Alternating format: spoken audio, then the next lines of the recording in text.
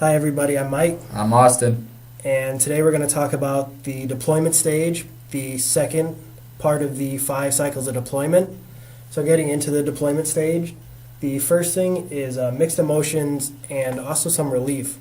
At this point, the soldier has deployed; they've physically left. So there is a little bit of relief with that.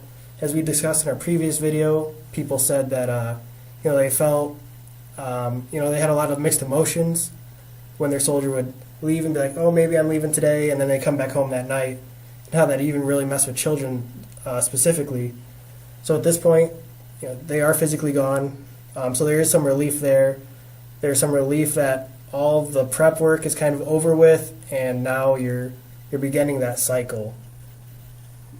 Yeah, and so that leads into this kind of phase where the spouse maybe feels a little disoriented or overwhelmed, because this is when it really starts to kick in that they're going to be alone for 9 months or 4 months, depending on whatever the deployment length is.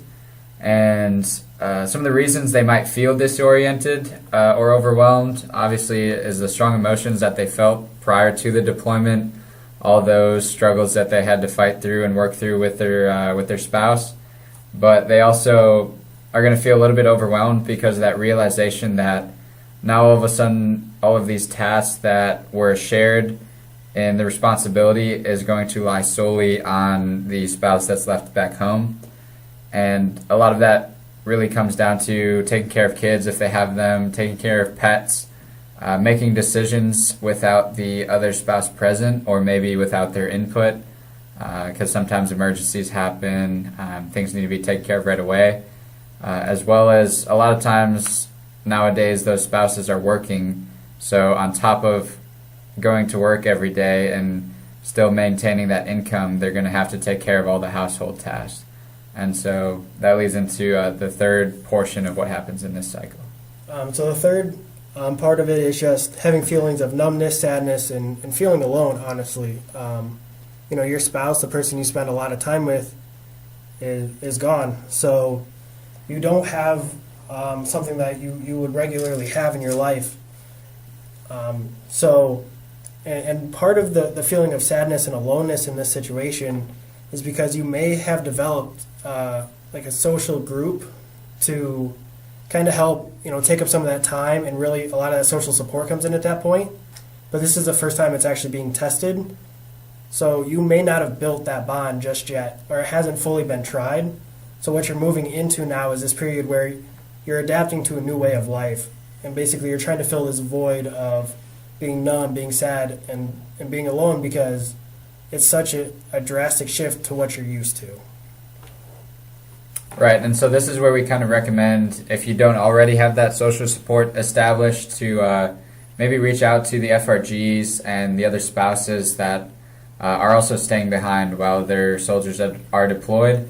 And believe it or not, you're going to have a lot of overlap in terms of interest or the struggles that you're going through, and you can easily help each other kind of push through those obstacles and realize that you're not actually alone, and you really need to fight that kind of mindset and find that support to make sure that you can get through this deployment, and try not to worry the soldier while he's deployed, and so he could focus on accomplishing his mission and getting back home safely.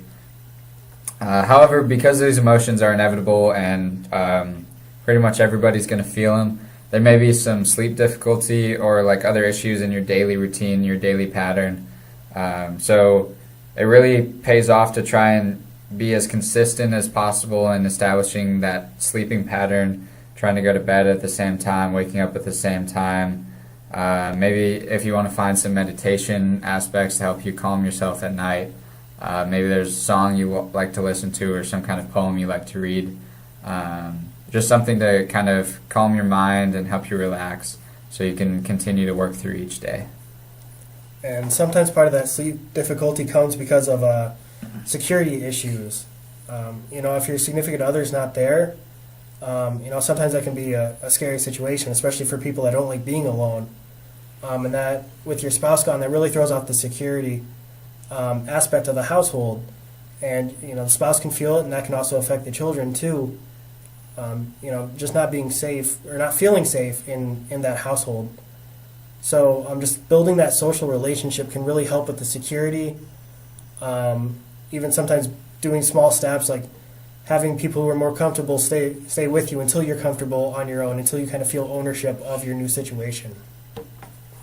Yeah, and so a lot of these struggles that we've talked about, that really building those relationships and developing a strong social network and support system outside of just your spouse could really help you with this stage, which, as we've found after doing some research, typically lasts through the first month of the deployment. And so yeah, that's really what we have to focus on for this cycle. And in our next podcast, we're going to be focusing on the next cycle, which is the sustainment phase of the deployment. So I'll see you then.